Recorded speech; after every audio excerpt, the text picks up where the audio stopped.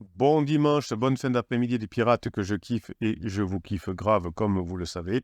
Allez, on va aller faire un petit tour du côté de vos commentaires. On va aller sur Facebook cet après-midi. On va voir ce que vous nous racontez. Hein, si je peux vous aider, c'est avec grand plaisir. Alors on y va. Nul n'est jamais censé ôter aux autres ce qui leur revient, le droit, la paix, l'amour, le bonheur et la liberté. Alors là, je voudrais, nul n'est censé ôter. La personne qui vous ôte le plus le droit à la paix, à l'amour, au bonheur et à la liberté, c'est votre cerveau. Hein, si vous ne maîtrisez pas vos pensées, si vous ne maîtrisez pas vos émotions, hein, vous allez créer des interdits, vous allez vous éloigner de votre conjoint. Et petit à petit, vous allez voir que vous serez déçu par vous parce que vous ne maîtrisez pas votre cerveau. Si vous êtes ensemble depuis 5, 10, 15, 20 ans et que votre conjoint traverse une crise existentielle, par exemple, ou qu'il est sorti de la phase de sécurisation avant vous, qu'il est déjà dans la phase d'exploration et que vous êtes un peu à la bourre, eh bien, il va falloir que vous appreniez à régler votre cerveau, vos émotions, hein, passer le choc traumatique de l'annonce « je t'aime plus, je veux me séparer » pour pouvoir ensuite revenir ensemble et passer en phase 4. Mais si vous ne maîtrisez pas votre cerveau, effectivement, si vous ne travaillez pas grâce aux neurohypnoses, notamment que vous avez dans chacune des formations, je vous mets un fichier de neurohypnose tout à fait différent, eh bien, tout ça vous permettra, et les formations et la neurohypnose, et tout ce que vous apprenez en vous formant, ça vous permettra de maîtriser votre cerveau et d'apprendre la paix, l'amour, le bonheur et la liberté. Si vous arrivez à avoir ce bonheur, cet amour, cette paix, cette liberté en vous, hein, vous pourrez effectivement l'offrir ensuite à votre conjoint et passer comment dirais-je, en phase 4 du couple. Béatrice nous dit, cher pirate, Criseux se sent fatigué émotionnellement, physiquement et mentalement. Oui, vous savez que c'est la phase 4, après la phase plateau de la crise, vous avez une phase qu'on appelle le point d'inflexion, avec souvent des regrets et un épuisement fatigué émotionnel et physique, puisque on a utilisé son corps pendant longtemps avec du cortisol, du stress. Hein, j'ai trompé mon conjoint, j'étais pas bien. Me prendre la tête avec pansement, devoir partir de la maison, revenir, hésiter. Je suis passé dans la lessiveuse et je me sens fatigué émotionnellement et physiquement. Si vous ne savez pas gérer cette phase, Béatrice, vous avez une formation qui s'appelle comment gérer la phase d'épuisement. Donc, je l'ai utilisé comme mon sac de frappe émotionnel depuis des années, apparemment, essayer de transformer en une personne qu'il n'est pas. Alors, je vous ai fait un audio ce matin, un podcast ce matin, hein, sur que, effectivement, on a souvent on fait souvent l'erreur en phase 2 de vouloir transformer une personne, alors qu'on va le laisser comme il est, mais on va en revanche changer notre relation avec lui ou avec elle.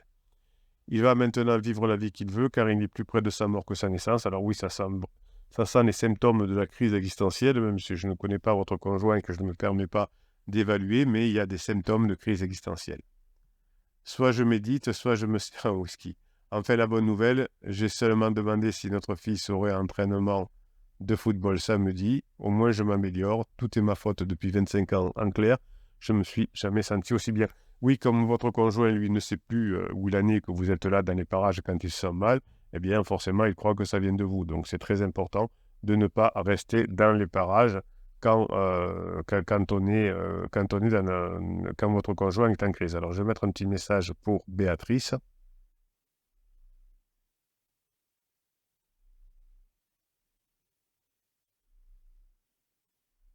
Voilà, comme ça, Béatrice pourra bénéficier de la réponse que je lui offre.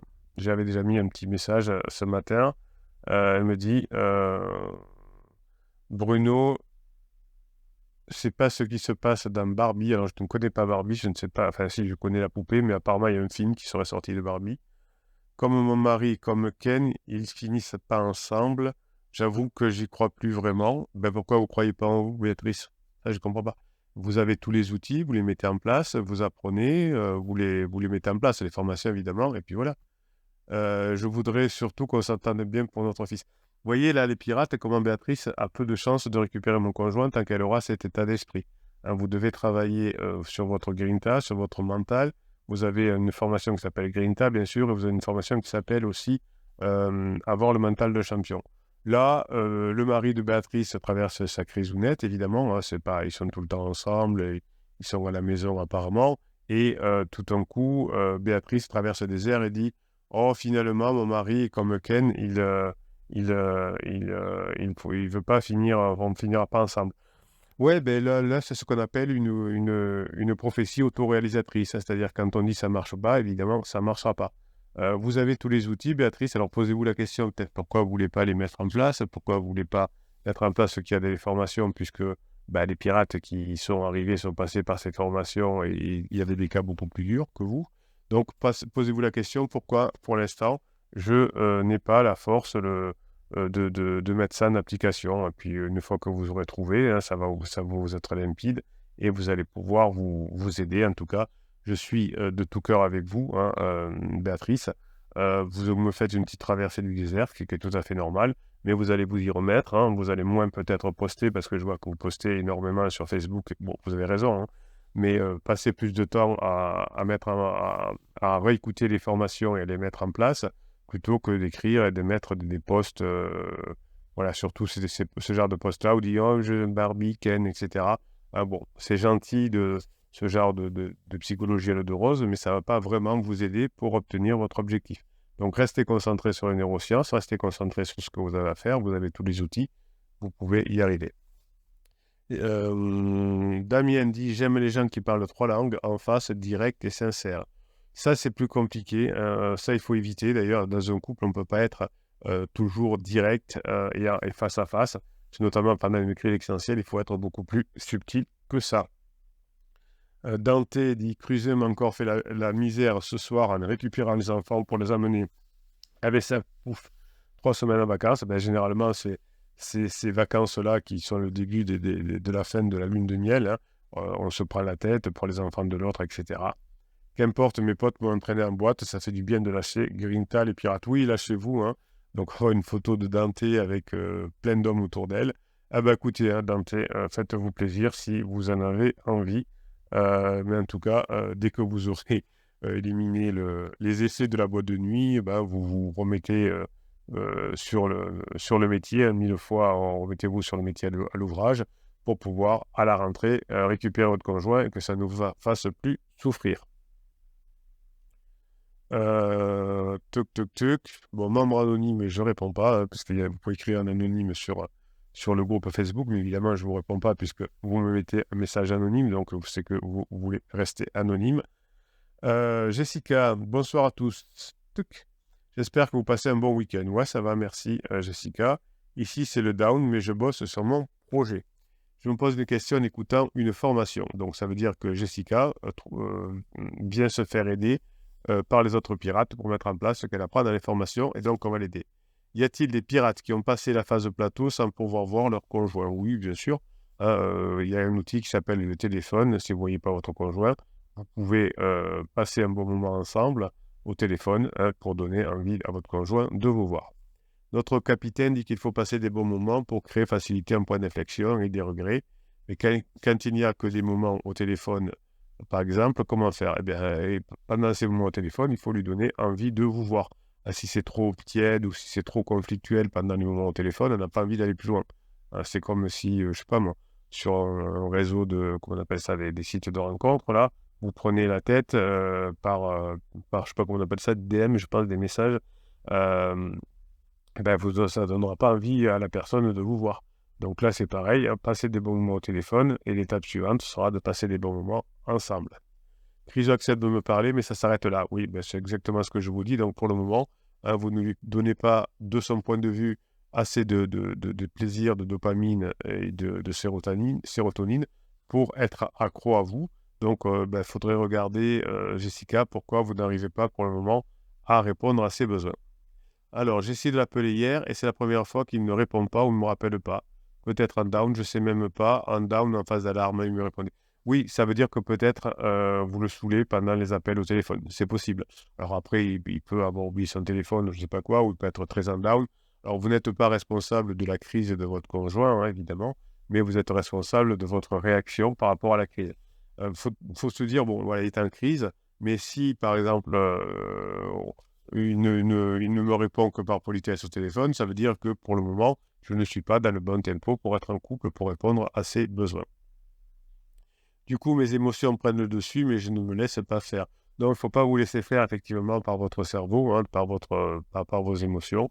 Et vous avez tous les outils pour maîtriser vos émotions, et pour que vos émotions soient à votre service et que vos émotions ne vous fassent pas souffrir.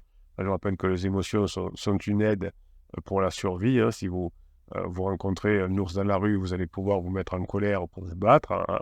Ou si vous mangez un fruit que vous ne connaissez pas, le dégoût, l'émotion du dégoût peut vous empêcher de manger ce fruit-là et d'être malade.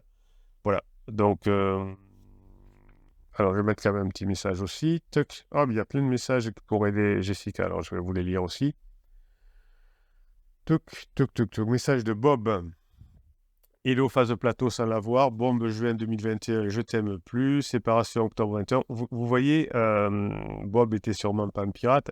Vous voyez, ce que j'explique toujours, c'est que soit vous êtes un pirate et vous allez passer cette phase d'alarme dans les premiers mois et ensuite ça va aller. Soit effectivement, vous voyez, bombe en juin, 4 mois après, on est séparés. Nous sommes toujours mariés, même si elle a lancé le divorce en avril 22. Vous voyez là aussi que certainement, grâce au travail de Bob, c'est pas aller plus loin au niveau du divorce. En revanche, ça n'avance pas. Oui, alors Bob, il faut voir pourquoi ça n'avance pas. Pourquoi vous n'arrivez pas à faire rire votre conjoint au moins au téléphone. Elle vit chez Pansement à Barcelone. Oui, donc là, il va falloir que vous reséduisiez au moins au téléphone. Sandy dit, je suis dans cette situation également. Donc, vous voyez que vous êtes beaucoup dans cette situation à ne pas arriver à passer des bons moments au téléphone avec votre conjoint. Alors, peut-être parce que vous êtes fluide, peut-être que le choc traumatique vous empêche d'être audacieux, le choc traumatique vous empêche d'être séduisant. Alors, vous avez une formation sortir du choc traumatique, vous avez une formation séduction haut de gamme, vous avez une formation femme fatale ou une formation redevenir l'homme de votre femme rêve. Hein, donc, voilà, vous avez les formations comment dirais-je, à votre service, on va dire. Posez-vous la question, pourquoi pour l'instant je n'arrive pas à répondre à mon conjoint en crise? Pourquoi je n'arrive pas à me sortir pourquoi je suis trop tiède? Pourquoi je n'arrive pas à me sortir de ce freeze? Alors évidemment, votre conjoint est en crise et il fait sa crise tranquillement, mais posez-vous la question, pourquoi moi je n'arrive pas sur une longue phase à me bouger, à maîtriser mes pensées et mes émotions? Alors évidemment, vous devez monter au plafond quand je vous dis ça, parce que ça doit vous donner une grinta de folie. Bruno a raison. Bruno nous dit que j'ai ma part de responsabilité et ça me donne la grinta. Parce que si je me dis, je peux rien faire, je suis mort, il veut pas, ça donne un gros stress. Là, vous avez la possibilité d'y arriver, vous avez les outils pour y arriver, vous avez les possibilités d'agir, vous avez tout ce qu'il vous faut. Donc, vous devez avoir la grinta pour dire, mais effectivement, oui, mais pourquoi je ne m'y mets pas? Pourquoi je ne mets pas d'application? Pourquoi je ne sors pas de ce choc traumatique alors que j'ai les outils? Ça doit vous donner la grinta. Ça va vous donner l'énergie pour y arriver. C'est comme de dire, oh, il pleut, je ne peux rien faire, j'avais prévu d'aller dehors. Donc ça stresse. Là, vous dites, il pleut, voilà, pendant qu'il pleut, moi, je vais faire autre chose. Je vais ranger ma maison ou je vais me faire de la musculation pour pouvoir aller au soleil quand il fera beau. Hein, et ça donne la patate. Je vais agir aujourd'hui, je vais faire ma musculation. Si je dis, je me morfonds en disant, oh là là, il pleut, j'ai pas de chance, eh bien, c'est un peu ce qui arrive à Jessica, à Bob, à Sandy, en disant, je n'ai pas de solution. Oui, vous avez une solution, c'est vous. Hein, et si vous êtes trop tiède, effectivement, apprenez à être moins tiède. Alors, quand je dis si vous êtes trop tiède, c'est du point de vue de votre conjoint, hein, attention. Donc, c'est pas grave que vous le soyez ou pas. Votre conjoint vous perçoit comme trop tiède, comme ennuyeux, comme pas intéressant. Eh bien, vous allez apprendre à devenir intéressant. Vous avez une formation là-dessus. Mon conjoint, alors, Pawe Anka, pardon. Moi, c'est pareil, je vois très peu mon criseux, donc effectivement, pareil, si vous le voyez peu, c'est que vous ne lui donnez pas envie de vous voir. Première grosse bombe en janvier 2020, puis en avril 2020, donc ok. Je suis resté en cohabitation avec lui durant 2 ans et demi. Donc là, effectivement, vous aurez eu le temps, effectivement, de montrer que vous avez changé. C'est dommage qu'on ne se soit pas connu avant. Puis monsieur ne m'a plus supporté. Et ouais, certainement que c'était aussi trop tiède. Il est devenu de plus en plus invivable et irrespectueux. Donc ça, c'est quand, souvent, la plupart du temps, je vous donne mes explications la plupart du temps, mais c'est peut-être pas le cas pour vous. Hein, votre conjoint, on voit que ça avance pas, que vous ne changez pas, que vous ne lui donnez pas toujours de la dopamine et sérotonine, encore une fois, hein, c'est pas de votre faute. C'est comme ça, c'est une crise existentielle et vous n'avez pas fait ce qu'il faut, vous n'aviez pas appris. Donc, faut pas vous en vouloir, faut pas vous auto-flageller. Vous l'avez pas fait, vous allez le faire maintenant. Donc, effectivement, là, à ce moment-là, comme ça n'avance pas et qu'il s'ennuie avec vous, il va devenir invivable, irrespectueux pour que vous fassiez ce qu'on appelle le suicide par police, pour que vous le mettiez dehors, parce que d'un côté, vous n'arrivez pas à réchauffer vos relations avec votre conjoint, et de l'autre côté, ça n'avance pas. Donc, comme lui ne veut pas se séparer, il va vous faire prendre la responsabilité de... Il a refusé de me voir pendant de longs mois. Vous voyez, il m'a fait un silence radio de 4 mois. Donc, vous voyez que certainement, il s'ennuie avec vous. Aujourd'hui, on se voit très peu. Nous n'avons pas d'enfants en commun, 14 ans de vie commune qu'il a envoyé valser. Non, c'est que vous êtes... Enfin, vous avez fini la phase 2 du couple. Il est passé en phase d'exploration. Oui, ces 14 ans, elles sont terminées. Vous maintenant passez en phase 4. 3 choses ont évolué depuis notre séparation. Il accepte de me voir pour des choses bien précises. Courrier, choses qui m'appartiennent. Il accepte de me répondre quand je l'appelle. Ce n'était pas quelque chose qu'il faisait il y a quelques mois en arrière. Donc, ça veut dire que déjà, les formations vous ont influencé. Ou au moins, si vous n'avez pas encore commencé les formations, les vidéos. S'il ne répond pas tout de suite, il me rappelle dans les minutes qui viennent. Mais voilà, c'est bien. Il me semble plus apaisé, moins en colère, même s'il en reste une petite dose. Vous voyez, il n'y a pas un moment dans le mode PayWay sur elle. C'est-à-dire que aidez-moi, qu'est-ce que je ne fais pas bien, voilà comment je me comporte, comment ça se fait que je suis trop tiède avec lui, parce que là, c'est lui qui fait mal, c'est lui qui fait mal, c'est lui qui fait mal.